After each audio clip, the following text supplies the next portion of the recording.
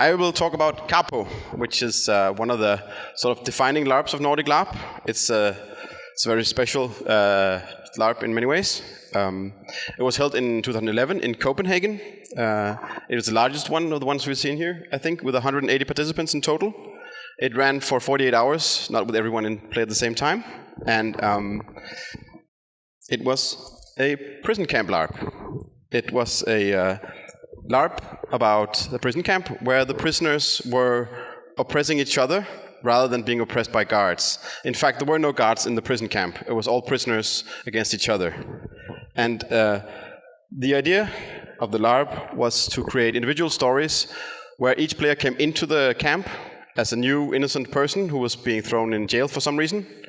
And then slowly they became the ones who lost their humanity and joined the prisoners in the camp and became more and more like the other ones, oppressing the new prisoners, until in the end they were the ones on top being cruel to everyone. Until they were finally taken out of the camp and interrogated in very nasty ways.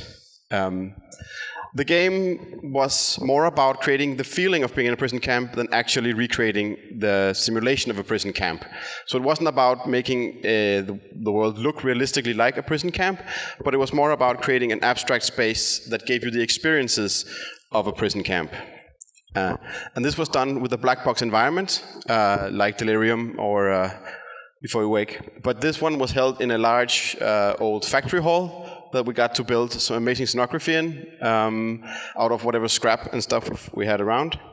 It was very much a full immersive experience because everywhere you looked was the scenography, and it was all the senses engaged at the same time. As you can see here, some of it was wet and flooded, so you could feel it in different ways. It was painted everywhere. Sometimes the paint would rub off on you.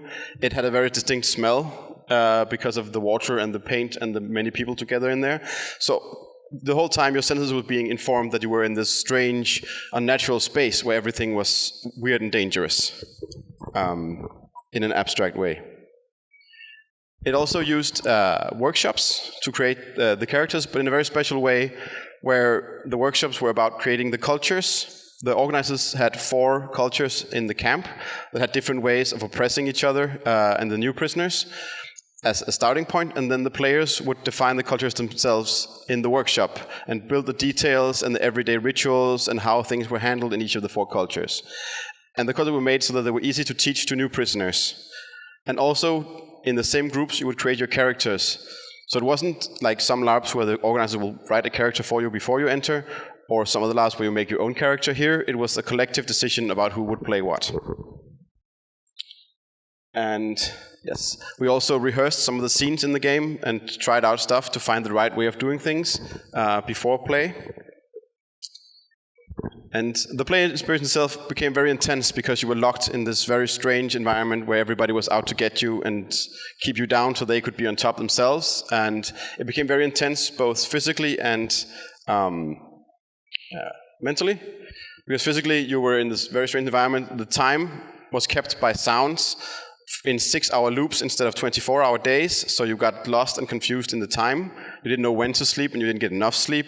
The food was not always there when you wanted it, and so in many ways you were pressured on a physical level while you were also being bullied and kept down and beaten up by other people in the camp. So it was a very intense and hardcore experience. Yes. And that, of course, means that the game had to have some very heavy safety features, which Jock will tell more about how you can use these. But in this game, there were several layers of safety. First off, all players had a chance to define beforehand how much intensity they wanted. They could choose from very little to very much, very real, near torture level oppression.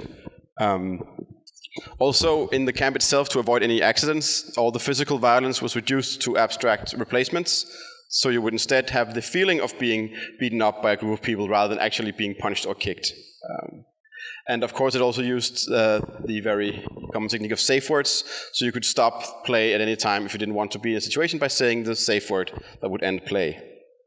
And if you needed a break from the game, there was a staffed off-game room that you could escape to and find someone who would give you a cup of coffee and a hug, and let you get some breather from this horrible oppression in the game, the LARP.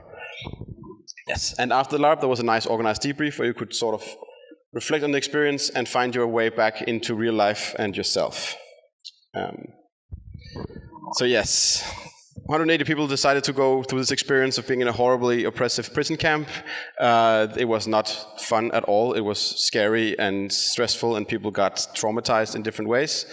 But it's still, a lot of people consider this one of the best and also sometimes the worst LARPs ever made in the Nordic tradition. Thank you.